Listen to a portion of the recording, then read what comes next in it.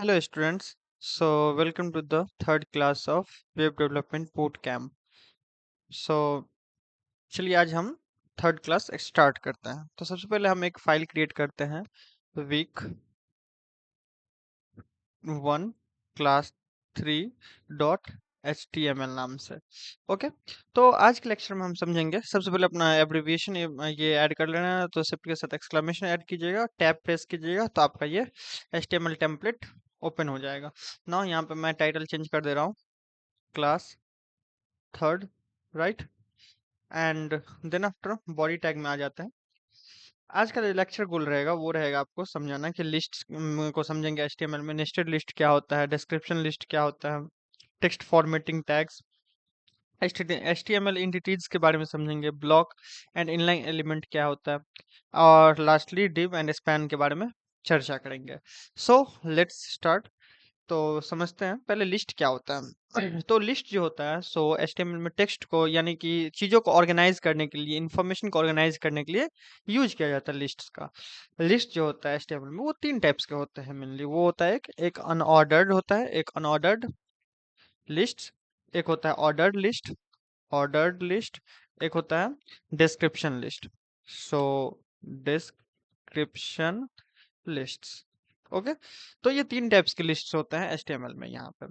तो पहले बात करते हैं हम अनऑर्डर्ड लिस्ट के बारे में। अन और ऑर्डर्ड लिस्ट, अनऑर्डर्ड लिस्ट के बारे में पहले चर्चा करते हैं। तो अनऑर्डर्ड लिस्ट जो होता है वो बुलेट्स पॉइंट के तौर पे चीजों को दिखाता है। जैसे कि आप देखोगे बहुत सारी चीज बुलेट पॉइंट के अंदर रखा हुआ था वो लिस्ट में।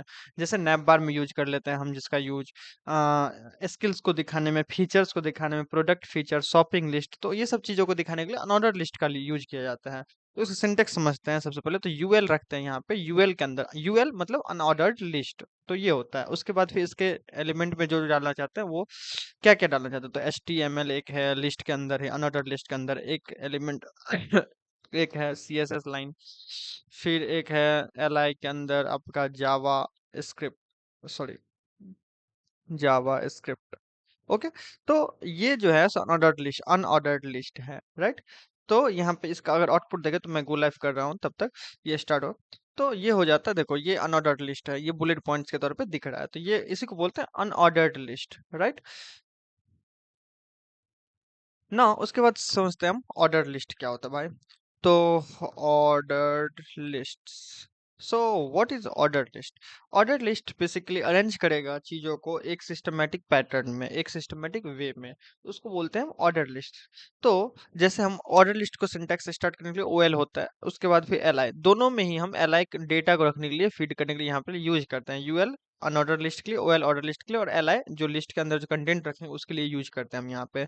तो जैसे कि हम फर्स्ट स्टेप सीखे थे, स्टेप 1 जो था मेरा, वो था इंस्टॉल करना VS कोड को। आई होप आप लोग कर चुके होंगे VS कोड को इंस्टॉल, सेटअप वगैरह कर चुके होंगे ना। उसके बाद फिर एक LI राइट करना था HTML का फर्स्ट कोड, तो वो भी आप कर लिए होंगे। फिर उसके बाद फिर एक और LI जो कि रन करना था सर्वर को, जो फिलहाल अभी रन हो रही है, रन लाइव सर्वर। तो लाइव सर्वर के लिए कौन सा, लाइव सर्वर एक्सटेंशन आपको इंस्टॉल करवाया था मैंने, तो लाइव सर्वर, ठीक है। तो लाइव सर्वर, ये थर्ड स्टेप था।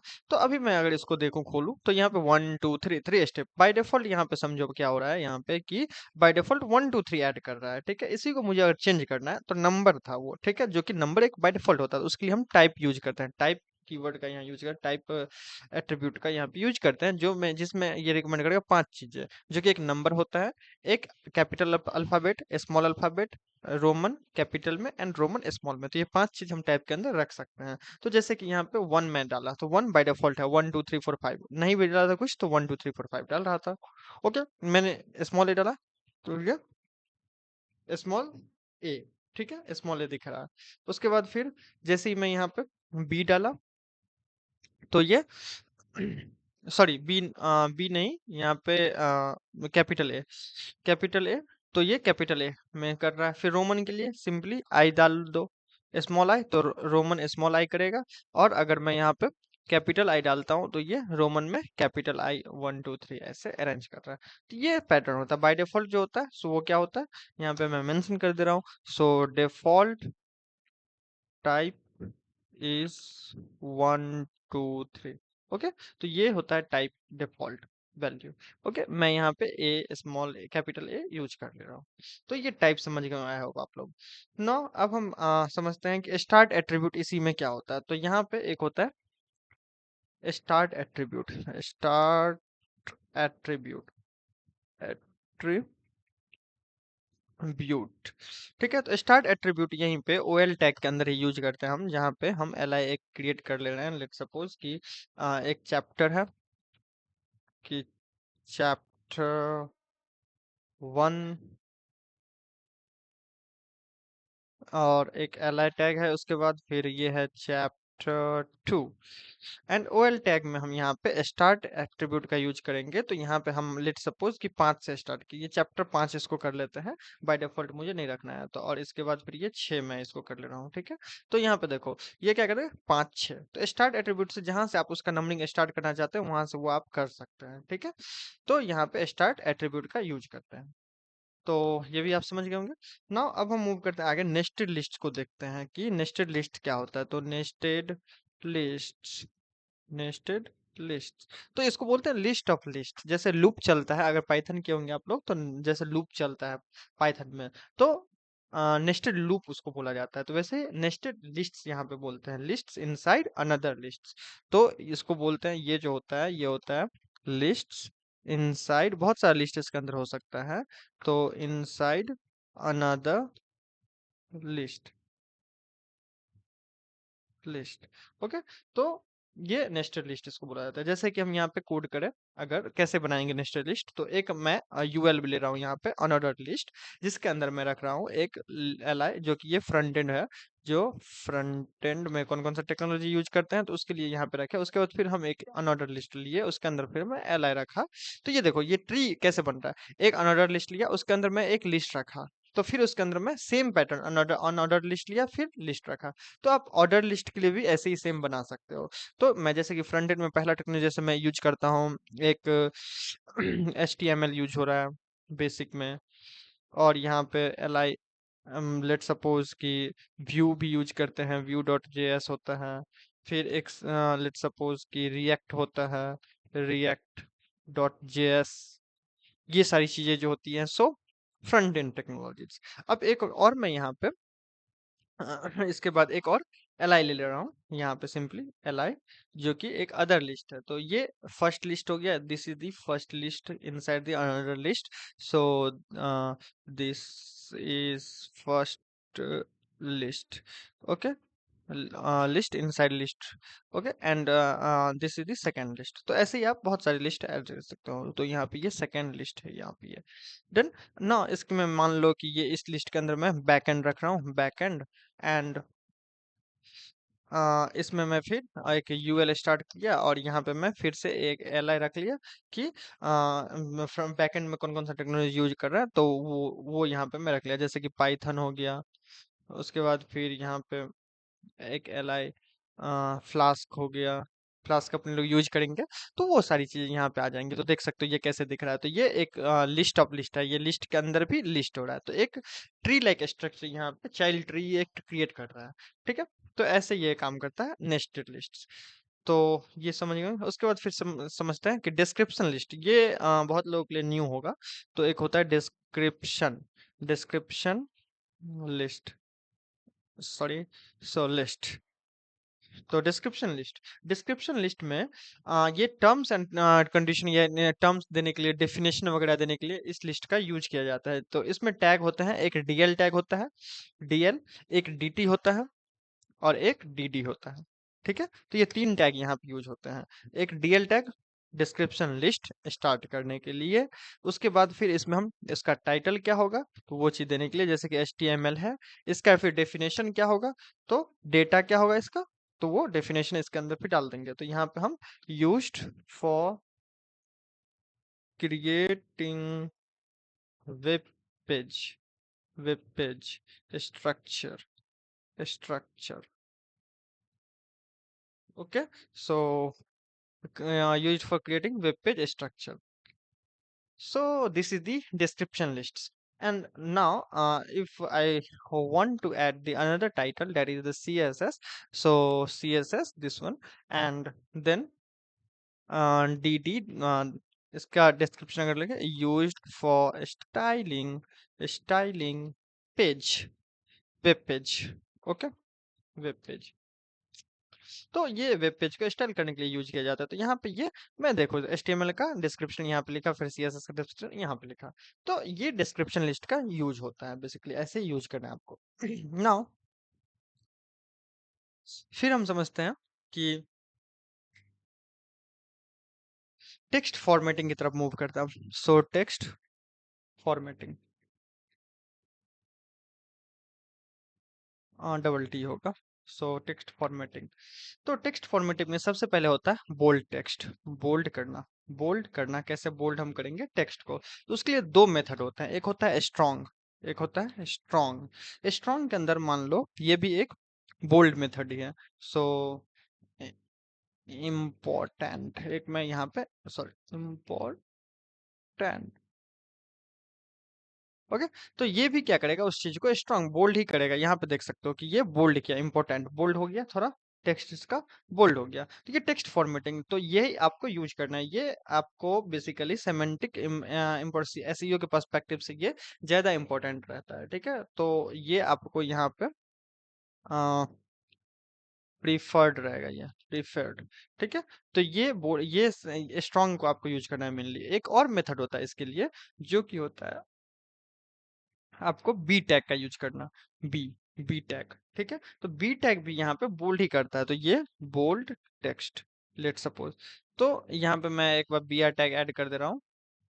तो बी आर ब्रेक टैग के लिए, तो यहाँ पे देखो ये बोल्ड टेक्स्ट, ये भी बोल्ड ही हो रहा है, लेकिन इसका आपको यूज नहीं करना है। प्रैक्टिस में आपको स्ट्रांग को रखना है। अगर कहीं पे बोल्ड करना है तो ये स्ट्रांग रखना है। ओके, क्योंकि ये सेमेंटिक इंपॉर्टेंस यहाँ पे वो अलग ही मीनिंग ऐड करता है। एक ब्राउजर को अलग मीनिंग देता है, डेवलपर को अलग मीनिंग देता है, ये एसईओ में इंपॉर्टेंट रखता है ये अलग। तो वो वेब पेज आपका हाईलाइट होगा, ऊपर आएगा, तो वो सारी चीजें, ये सब देखता है एसईओ में, वो सारी चीजें। ठीक है ना, उसके बाद फिर हम मूव करते हैं इटैलिक की तरफ। Italic text, sorry, my bad, italic, italic text. Text को इटैलिक करना है मुझे, तो उसके लिए भी दो मेथड होते हैं। एक होता है एम्फेसाइज करना, ईएम, ठीक है, ईएम टैग का यूज करना। तो इसको बोलते हैं एम्फेसिस, एम्फेसिस। ठीक है, तो ये टैग देखो यहाँ पे, ये इटैलिक हो गया, थोड़ा टर्न आउट हो जाता है, थोड़ा एंगल उसका बन जाता है। ठीक है, तो ये होता है। और यहाँ पे मैं एक बी आर टैग का यूज कर ले रहा हूँ, जिससे लाइन ब्रेक हो जाए। और एक मेथड होता है इटैलिक को यूज करने का, वो होता है आई टैग का यूज करना। आई टैग से भी इटैलिक होता है, इटैलिक टेक्स्ट। ये इटैलिक टेक्स्ट है, सॉरी, टेक्स्ट, इटैलिक टेक्स्ट। तो देखो यहाँ पे ये भी इटैलिक टेक्स्ट, ये भी इटैलिक हो रहा है, ये भी इटैलिक, लेकिन I recommend you to use the EM tag. Okay, तो आपको प्रैक्टिस करना है ईएम टैग करना कि आई टैग का, लेकिन समझना है दोनों को। ये बस एक व्यू दिखाता है, बस आपको बेसिकली दिखा रहा है पेज पे इटैलिक है, लेकिन ये एक अलग मीनिंग रखता है, इम्फेसिस। तो ओके, तो इम्फेसिस का यूज करना है आपको प्रैक्टिस में ना। उसके बाद आप अंडरलाइन टैग की तरफ मूव करते हैं। सो अंडरलाइन टेक्स्ट, टेक्स्ट को अंडरलाइन कैसे करते हैं, तो उसके लिए यू टैग का यूज करना है, simply you and underline text. ठीक है, अंडरलाइन टेक्स्ट, मैं यू को थोड़ा बड़ा कर दे रहा हूँ, कैपिटल, एंड टी को कैपिटल कर दे रहा हूँ। तो यहाँ पे देख सकते हो टेक्स्ट अंडरलाइन हो चुका है। राइट नाउ अब हम समझते हैं कि, सॉरी, ये why this is not working,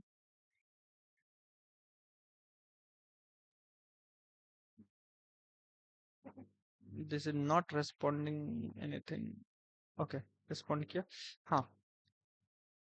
अब समझते हैं हाईलाइट के लिए। सो हाईलाइट, हाईलाइट, कोई चीज हाईलाइट करना है मुझे टेक्स्ट को HTML पेज पे, तो उसके लिए हम क्या यूज करते हैं, मार्क, मार्क टैग का यूज करते हैं। क्या हो गया ये, मार्क्स नहीं, मार्क, मार्क, MARK, मार्क।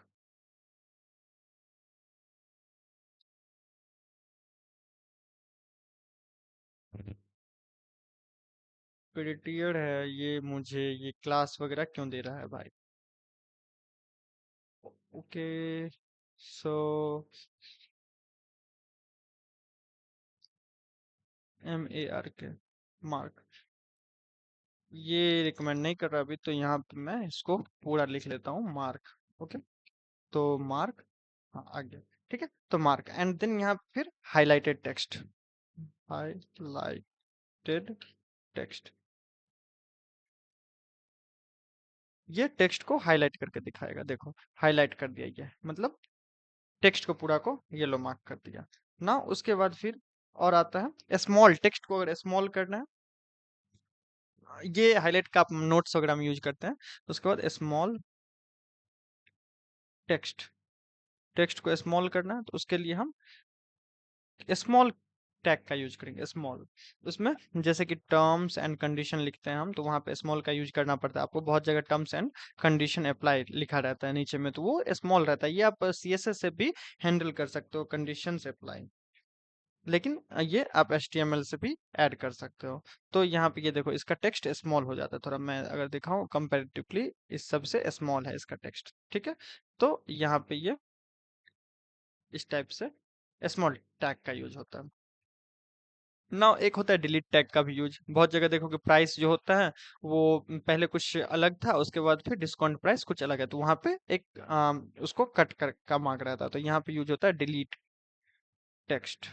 तो उसके लिए हम टैग का यूज करते हैं, DEL टैग का यूज करते हैं। मान लो कि वो डॉलर दिया है 999 का था पहले, और उसके बाद उसको कट करके यहाँ पे मैं इसको BR टैग एक लगा दे रहा हूँ इससे पहले। सो BR एंड एक और BR टैग, जो टैग यूज किया बता दिया हूँ वही मैं यूज कर रहा हूँ फिलहाल अभी। तो यहाँ पे देख सकते हो ये क्रॉस हो चुका है, और इसके जगह पे मैं लिखना चाह रहा हूँ अब कि एक दूसरा टैग जो वो इसका प्राइस 599 हो गया, ये हट गया। तो उसके लिए टैग का यूज होता है, वो होता है इंसर्टेड टैग। ओके, तो उसके लिए होता है इंसर्टेड टैग। टेक्स्ट टेक्स्ट मैं कर ले रहा हूँ वो अब यहाँ पे मैं INS, उस टैग का नाम है INS, INS, insert. Okay, so instead of 699, the price will be 599. Okay, so ये हो गया इंसर्टेड टेक्स्ट। उसको कट करो, डिलीट करके इसको इंसर्ट कर दो। तो ये दो मेथड यहाँ पे और समझ गए। उसके बाद सबस्क्रिप्ट, कभी आप देखोगे H2O, C2H4 ऐसा भी लिखना रहता है, तो 2 नीचे में लिखता है H2O, तो वहां पे वो केमिस्ट्री वगैरह का जो फॉर्मूला होता है वहां पे इसका यूज होता है। तो इसको बोलते हैं हम सब स्क्रिप्ट टैग। ओके, सब स्क्रिप्ट, उसको बोला जाता है सब स्क्रिप्ट। ठीक है, तो उसके लिए हम यूज करते हैं यहाँ पे, जैसे H लिखना है, H, उसके बाद फिर SUB, सब, उसके अंदर 2, और उसके बाद O, कैपिटल O। तो यहाँ पे देखो ये हो गया H2O, यहाँ पे एक स्पेस है इसी वजह से यहाँ एक स्पेस आ गया। सो H2O, ठीक है, तो ये हो गया H2O, राइट। तो ये नीचे में आ गया, इसको बोलते हैं सब स्क्रिप्ट। इसी के बाद अगर कहीं पावर लगाना है तो उसके लिए सुपर स्क्रिप्ट का यूज किया जाता है, तो वो होता है superscript. Okay, superscript, superscript में हम क्या करते हैं कि जैसे to and SUP sup, SUP super, and then script, इसके अंदर हमको 2 to the power 10 रखना है, 10, तो 2 to the power 10, तो ये देखो 2 to the power 10 यहाँ पे हो जाता है। ठीक है, तो ये होता है सुपर स्क्रिप्ट एंड सब स्क्रिप्ट।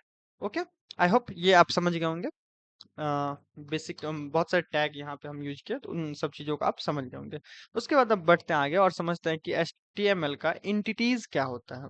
तो इंटिटीज जो होता है बेसिकली, वो यहाँ पे बहुत सारे जगह आपको यूज होंगे, छोटे छोटे चीजों को सॉल्व करने के लिए आपको यूज किया जाता है इंटिटीज का।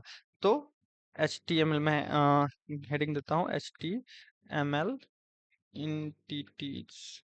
ओके, तो HTML इंटिटीज, तो मैं इसका अगर डेफिनेशन लिख दूं, तो some characters cannot cannot be typed directly, बहुत सारा एंटिटीज है HTML में, उतना आपको याद नहीं रखना है, बिकॉज कोई टैग भी आपको याद नहीं रखना है। Browser browser interpret them as HTML। तो ब्राउजर उसको HTML के तौर पे इंटरप्रेट करेगा, तो डायरेक्टली हम उसको टाइप नहीं कर सकते, तो उसके लिए हम एंटिटीज सॉल्व करता है इन चीजों को। So entities solve this one, this. Okay, तो एंटिटीज उसको सॉल्व करता है। कैसे? सो समझते हैं। तो जैसे कि लेस देन यूज करना है मुझे, सो लेस देन, तो ये एक एंटिटीज है लेस देन। तो इसके लिए हम क्या यूज करते हैं? Ampersand. कोई भी एंटिटीज आपको यूज करना है उसके पहले आपको एम परसेंट लगाना है, इसको बोलते हैं एम परसेंट सिंबल। उसके बाद LT लेस देन, उसके बाद फिर आपको सेमी कॉलन ऐड करना जरूरी है। अगर ये आप इतना करते हो, ये ऑटोमेटिक रिकमेंड करता है। कितने बहुत सारे एंटिटीज है, देखो बहुत सारे एंटिटीज बना है HTML में। तो ये सारी एंटिटीज है, ये बस जिसमें L आ रहा है, ठीक है। क्लॉकवाइज काउंटर बहुत सारा है, तो देखो यहाँ पे ये इस टाइप से आ रहा है, तो बहुत सारे एंटिटीज है HTML में। तो मुझे अभी फिलहाल LT का ही यूज करना है। सो LT। ओके, तो ये लेस देन हो जाता है। मैं इसको लाइन ब्रेक थोड़ा ऐड कर दे रहा हूँ। BR tag and BR tag and BR tag, 3 बार मैं ऐड किया, 3 लाइन ब्रेक यहाँ पे आ जा, और यहाँ पे ये लेस देन हो जाता है, राइट। तो ये होता है एंटिटीज, ठीक है। अब हम समझते हैं ग्रेटर देन। ग्रेटर देन कैसे ऐड करेंगे? तो इसी के ठीक बाद एक BR टैग में ऐड किया, और यहाँ पे greater than, greater than. Okay, तो ग्रेटर देन के लिए सिंपल ही है कि %GT, बस वैसे ही, और यहाँ पे ठीक है। तो ये ग्रेटर देन हो गया। और अगर GT कैपिटल में करते हो, आप देखो GT कैपिटल में करते हो तो उससे क्या होता है, 2 बार यहाँ पे आपको GT, GT कैपिटल नहीं है क्या? हाँ, GT कैपिटल नहीं होता है, LT होता है कैपिटल। LT में अगर यहाँ पे करता हूँ तो ये LT में आपको, सॉरी, LT में आपको ये कहाँ गया जी?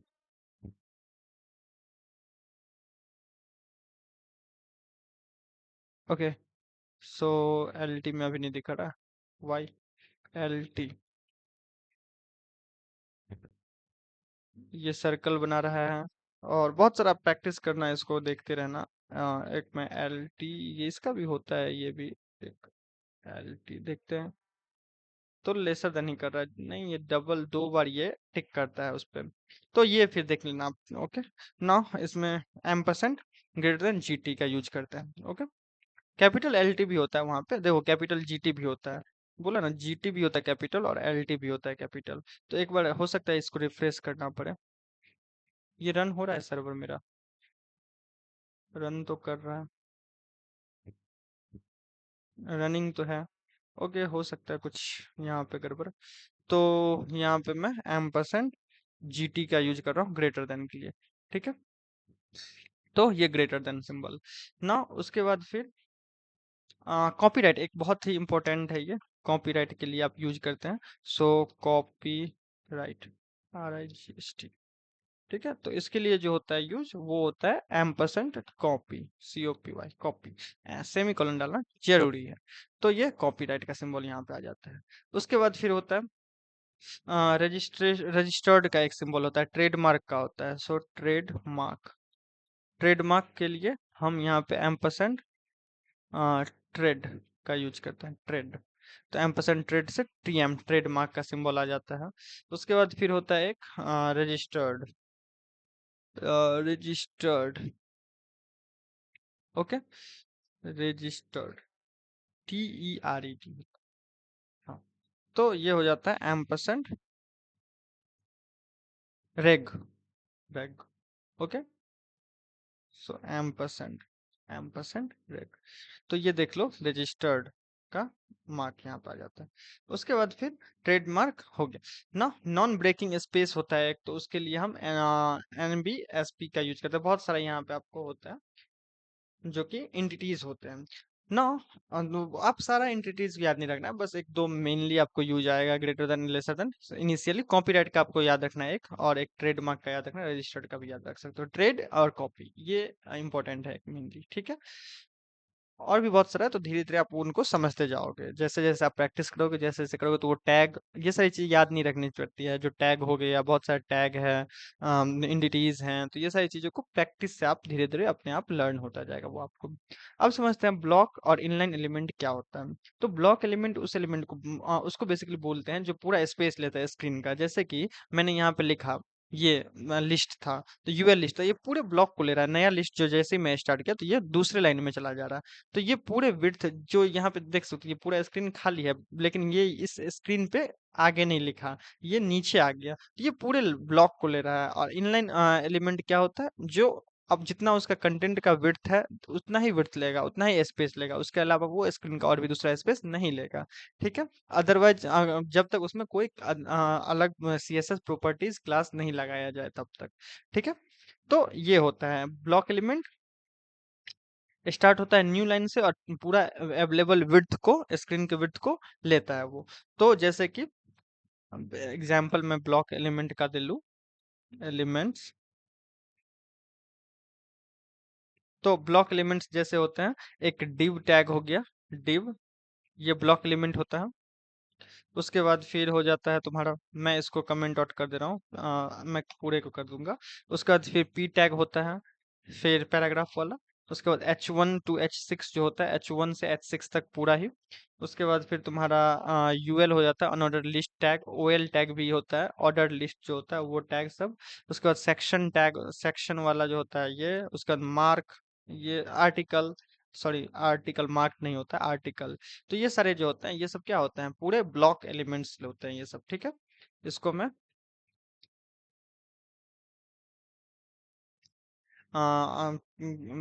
कमेंट आउट कर दिया। ठीक है। ये आपको कोड जो है वो आपको गिटहब पेज पे मिल जाएगा, मैं गिटहब का यूआरएल आपको भी प्रोवाइड करवा दूंगा। तो वो आपको सारे कोड वहां पे मिल जाएंगे इस पूरे फोल्डर का। ठीक है ना। अब हम समझते हैं इनलाइन एलिमेंट के बारे में। तो इनलाइन एलिमेंट जो होते हैं वो आपको एक लाइन पे, जैसे कि स्पैन बहुत बार यूज होता है, वो ये होता है इनलाइन। मैं यहाँ पे कमेंट आउट कर दे रहा हूँ, inline element, element span. Span क्या होता है, इनलाइन एलिमेंट होता है, जो कि उतना ही स्पेस लेता है जितना टेक्स्ट का विड्थ रहता है, जो एलिमेंट का विड्थ रहता है। जैसे कि एंकर हो गया, ये एंकर टैग भी वही होता है, इनलाइन एलिमेंट होता है। तो ये सब चीज आपको याद रखना है, पूछा जा सकता है आपको।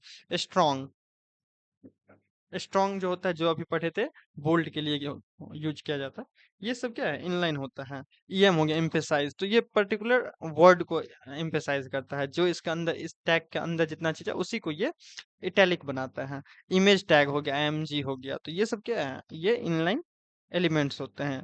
मार्क हो गया, ये सारे होते हैं इनलाइन। ठीक है। जैसे कि एक मैं इसको मैं कमेंट और इसको भी मैं कर दे रहा हूँ। और कमेंट आउट करने के लिए सिंपल सा है, आपको कंट्रोल के साथ फॉरवर्ड स्लैश दबाना है। देखो, जो जहाँ पे आपको कमेंट स्टार्ट करना है तो कंट्रोल फॉरवर्ड स्लैश स्टार्ट करें, तो ये एक कमेंट हो जाता है। ठीक है। और पूरे को सिलेक्ट करके भी कंट्रोल फॉरवर्ड स्लैश, तो कोई भी लैंग्वेज में आप टाइप करो, पाइथन में हो, सीएसएस में हो, जावास्क्रिप्ट, यहाँ पे एचटीएमएल कोड है, ये फाइल है, तो इसमें एचटीएमएल का कमेंट ये पास कर देगा। ठीक है। तो ऐसे कमेंट होता है। तो इसको स्टार्ट करने के लिए CTRL plus forward slash, sorry my bad, forward slash. Okay, ये होता है फॉर कमेंट, कहीं पे भी किसी भी फाइल में आप रहे, तो ये यूज किया करना है। ठीक है। एक चीज देखो, आपको स्पेन का कहाँ यूज होता है, स्पेन क्या काम करता है बेसिकली वो समझाते हैं। तो जैसे एक पैराग्राफ मैं स्टार्ट किया, उसमें मैं चाहता हूँ कि एक पर्टिकुलर वर्ड जो है, जैसे कि यहाँ पे मैं चाहता हूँ आई लव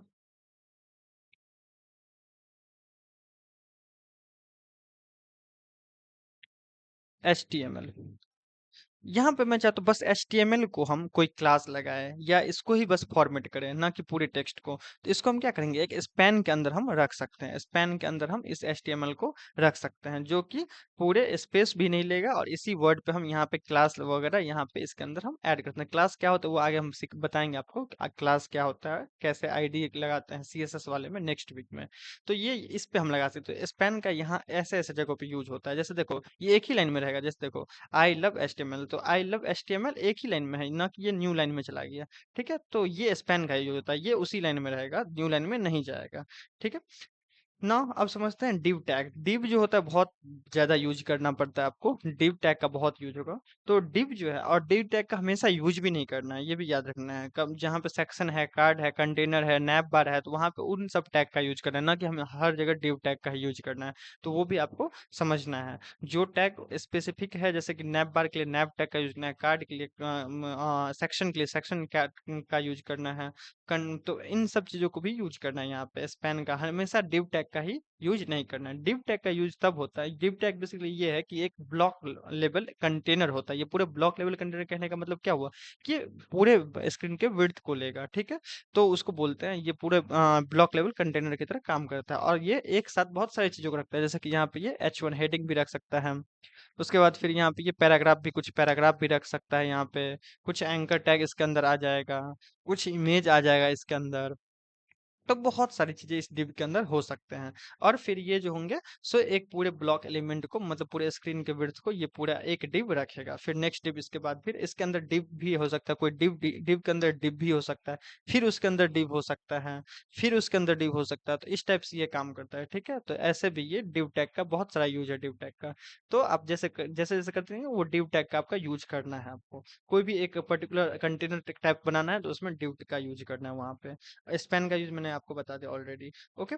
तो आई होप आज का लेक्चर आप समझ गए होंगे, और हम बहुत सारी चीज डिस्कस किए, बहुत टैग को समझे, इंटिटीज को समझे, लिस्ट्स को समझे, लिस्ट ऑफ लिस्ट समझे। तो आई होप इतना चीज आप समझे होंगे। उसके बाद फिर डिव टैग समझे, स्पेन टैग समझे, छोटे छोटे चीज को भी जहाँ जहाँ आपको जरूरत होती है वहाँ वहाँ छोटे छोटे चीज को भी बताता रहता हूँ। तो वो भी आप फोकस्ड रखिएगा। ओके। सो फिर मिलते हैं क्लास फोर्थ में, और प्रैक्टिस कीजिए। और आपका होमवर्क जो रहेगा वो रहेगा आपको बेसिकली एक अपना लर्निंग रोड मैप बना के लाने के लिए एक पेज बनाना है, HTML पेज सिंपल सा, जिसमें रोड मैप आपको बनाना है, जिसमें हर एक टैग का यूज करना है। शॉर्ट इंट्रोडक्शन पैराग्राफ रखना है एक, और वेबसाइट का टाइटल डालना है जो कि H1 टैग के अंदर डालना है। एक ऑर्डर लिस्ट डालना है लर्निंग स्टेप का, ऑर्डर्ड लिस्ट डालना है लर्निंग स्टेप का। एक अनऑर्डर्ड लिस्ट डालना है फेवरेट टेक्नोलॉजीज का, जो जो आप टेक्नोलॉजीज फेवरेट है आपका। तो उसके बाद एक नेस्टेड लिस्ट डालना है, जो कि front end back and technology का आपको नेस्टेड लिस्ट बनाना है, नेस्टेड लिस्ट का प्रैक्टिस करने के लिए। एक आपको डिस्क्रिप्शन लिस्ट की प्रैक्टिस करने के लिए HTML CSS जावास्क्रिप्ट और 5 से 6 चीजों का डिस्क्रिप्शन लिख के आना है। मतलब ये है क्या होता है, ये क्या होता है, HTML CSS जावास्क्रिप्ट, पाइथन, ये मतलब कुछ कोई भी आप टॉपिक का बना सकते हो वैसा। और उसके बाद आपको strong tag, EM, mark, small, SUP, SUB, इन सब टैग का यूज करके आपको यूज करना है सबको एक बार अपने पेज में। और कॉपी, @ट्रेड, इनका भी यूज करना है एक पेज के अंदर। तो एक पेज आप ऐसा बनाइए जिसमें इन सब चीजों का यूज हो, जिससे आपका प्रैक्टिस बेहतर हो सके। Okay. So happy learning and see you soon.